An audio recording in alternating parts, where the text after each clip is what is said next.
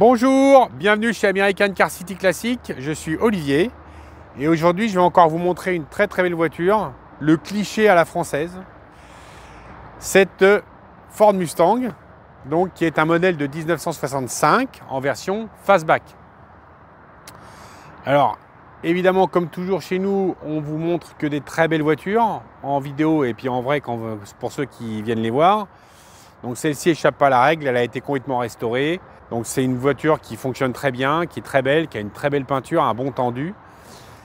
Il n'y en a pas eu beaucoup de fêtes, contrairement à ce qu'on pourrait croire. 1965, donc pour ceux qui ne savent pas, donc c'est l'année et demie, c'est-à-dire que c'est sorti en avril 64, donc en milieu d'année. On a déjà expliqué dans des vidéos d'avant pourquoi, quelle était l'histoire.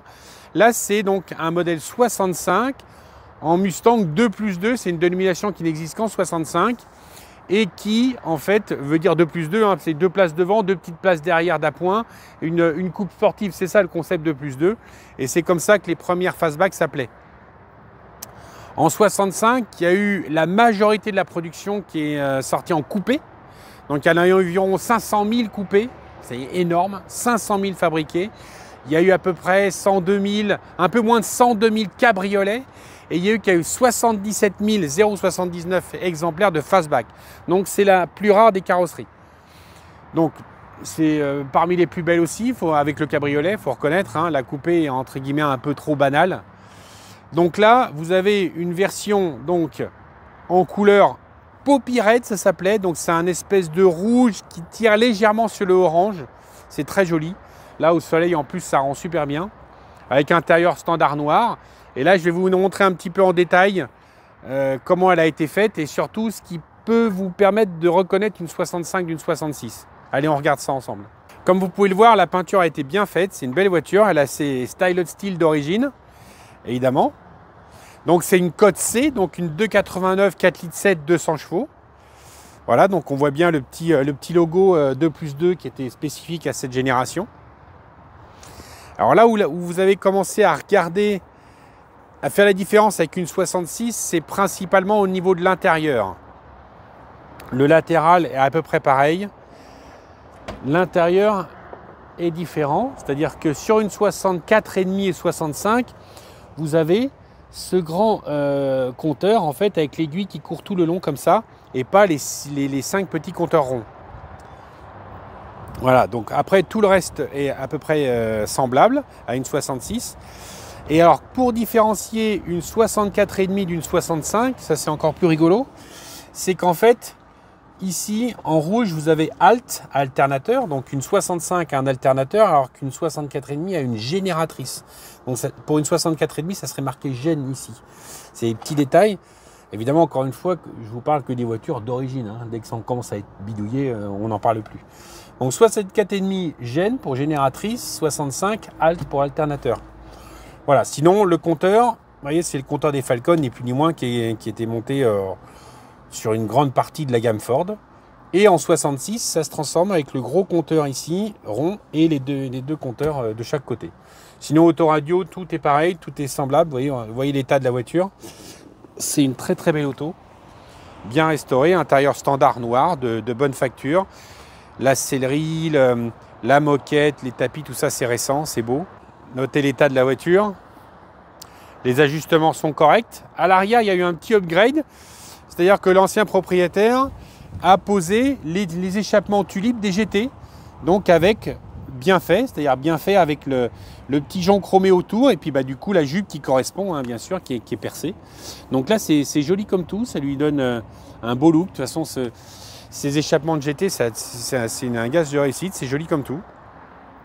Voilà, l'autre côté pareil, très beau aussi, peinture bien tendue, pas de défaut, pas de peau d'orange, pas de cochonnerie comme ça. Les pneus sont bons, les suspensions sont refaites, c'est pour ça que la voiture elle est bien droite, elle n'est pas un petit peu vautrée sur son train arrière comme souvent elles sont. Là elle est bien droite, elle a une bonne suspension. Voilà, 65 on reconnaît aussi. Sur la calandre, il y a cette grande barre ici, alors qu'à partir de 66, vous avez juste le corral avec le cheval au milieu. Pour la petite anecdote, le cheval, si vous le voyez là, La voiture s'appelle Mustang, c'est pas par rapport à l'avion, c'est par rapport au cheval sauvage qui vient des États-Unis, hein, tout simplement, qui est un descendant des chevaux espagnols. Enfin bref, on va pas refaire l'histoire. Et si ceux qui ne savent pas, il est orienté vers la gauche en rapport à la conquête de l'Ouest. Ça, c'était la petite anecdote. Alors ensuite, la baie moteur. Toc, voilà. Donc pareil, config d'origine, très proche de l'origine. On reconnaît principalement le petit bocal de direction assistée qui est spécifique à 65 aussi dans cette forme-là, avec ce petit cabochon. Là, on reconnaît typiquement le milieu des années 60 chez Ford.